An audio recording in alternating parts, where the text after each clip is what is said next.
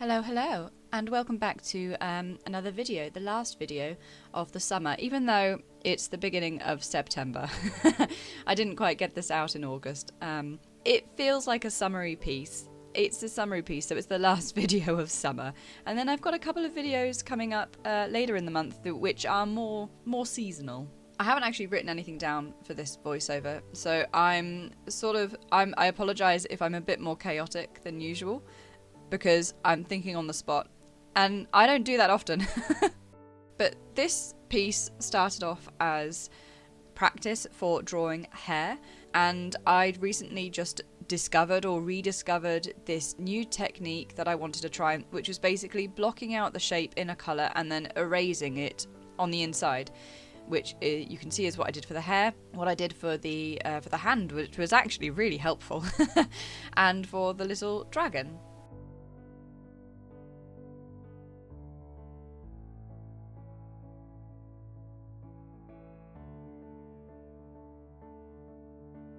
It was actually really helpful for everything other than the hair. You'll be able to see I've tried to trim it down a little bit, but yeah, here we are, look. I redo the hair so many times. It is still one of the things I really struggle with. So I ended up redoing it a bunch of times until eventually finding something that I liked the look of. I still draw hair differently each time I draw a person, and I just can't settle on one way of doing it, which is really frustrating. But I like how this one came out, which is, that's nice.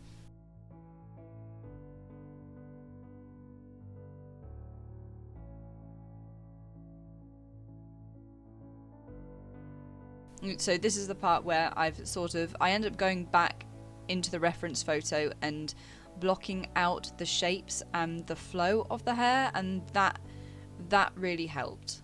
I see on socials at the moment there's this massive discourse, or maybe it's not massive, maybe it's just the algorithm and it pushes them an awful lot, but I have seen there is discourse on tracing, and my feeling is that obviously if you're tracing someone else's artwork, then you're doing it for practice, you don't post it, you don't show anyone, it is for you to practice.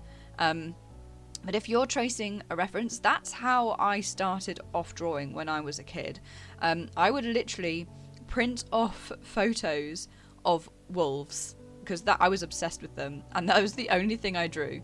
I would print off photos of wolves, and I would trace over those pictures. And that is how I started drawing. Of course, I was a kid at the time, and social media wasn't a thing. So I didn't have anywhere to post them, but I just did them for my own enjoyment.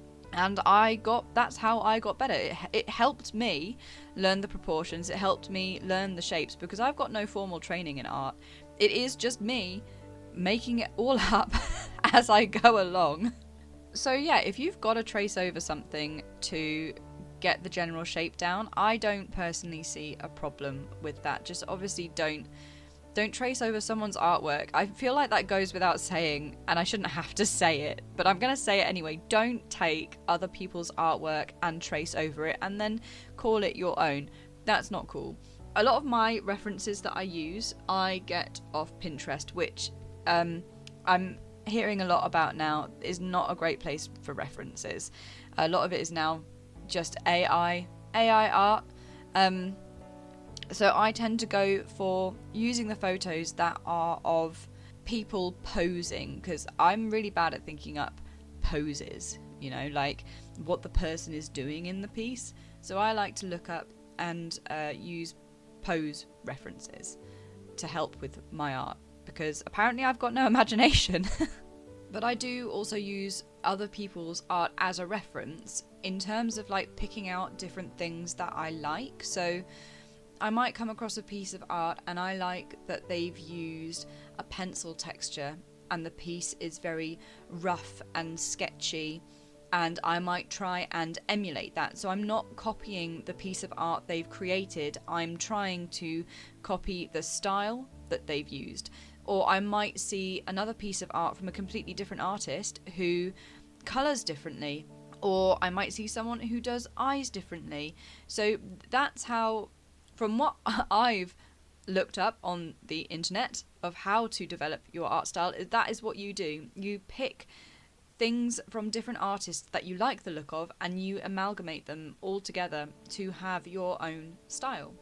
This is still something I feel like I struggle with, because sometimes I just find that some of my art looks different. Like there's little consistency. Like you couldn't look at my art and go, oh yeah, that's magic art, you know? So it is something that I still struggle with, but again, that's because I don't do art full time. I have a job. I just don't have the capacity or the ability to be able to sit down for a full day and just do art. So all of my art is in my spare time. And you know what? Sometimes I don't want to do art, you know? Sometimes I just want to veg out on the sofa after a long day at work and do nothing. So it is slower for me, and I have spoken about that on one of my other videos. It just takes a bit more time for me, and that's fine.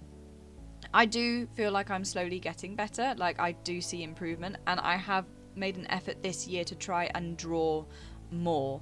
I still need to get better at sketching more, like just doing rough sketches, because all I feel like I do is try and create finished pieces, and I need to do more studies. I need to just draw little whimsical sketches and practice that way. And maybe I need to do warm-ups. I've heard warm-ups are good for you before you start drawing. But we'll see. So as well as this starting out as, you know, a practice for drawing hair, I also wanted to, because it snowballed. I just kept adding more and more to it. I really liked the way the dragon came out, but after I did the line art, I really wanted to try and make the colours pop, because I feel like my colours can be very muted, or there's not a lot of texture, there's not a lot of interest. So I wanted to try and like brighten up my colours, have more saturation in them. So I experimented with a lot of like overlays and things in Procreate to try and find what I was looking for. And I know that one of my issues is because that in my files I use a CYMK, which is great for printing, but not so great for having a wider range of colours or more saturated colours, from what I've looked at. But CYMK is better for printing. Not that I actually print any of my work, but I do it, I don't know, as a just in case. I would like to make prints or just, you know, I would like to do something with my art, but I've just never got around to it. So it's all in CYMK, but it should be in RGB if you want brighter, more saturated colours. So I think that's also why I struggle a little bit on the colour side of things. But this one came out quite nicely, I think, in terms of the colours. So I was quite happy with that one. And it is possible in CYMK. You've just got to learn the tricks and how to do it. And don't ask me, because all I do is I just experiment in Procreate. I put loads of overlay layers. Like if I played you back my speed paints with no editing, you would have an epileptic fit. Okay, all of my layers would just be on off, and you can see me just trying all sorts of different things, which is not that pleasant to watch back. So I try to edit most of it out.